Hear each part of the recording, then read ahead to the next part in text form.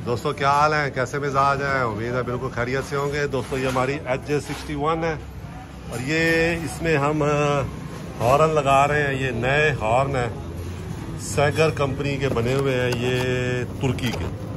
ये brand new horn हमने लिए हैं, ये आप देख लें। और ये इसके यहाँ पे ये 24 वोल्ट लिखा हुआ है, 24 वोल्ट हॉर्न है। और ये मैं लेके आया हूँ। हमने हॉर्न बहुत ट्राई किए, पहले नए भी लगाए, कुछ दोस्तों ने हमें जापानी भी मंगवा के दिए, लेकिन मज़ा नहीं आया हमें।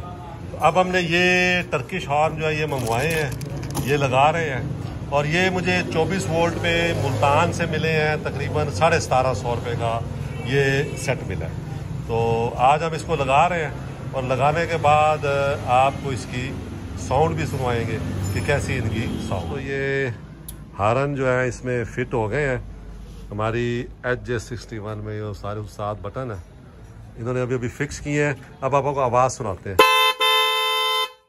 एक दफ़ा। चले, आपने आवाज़ सुन ली, अब बताइए कैसी आवाज़ है जो हमने नए हॉर्न लगाए हैं ना। बहुत शुक्रिया दोस्तों।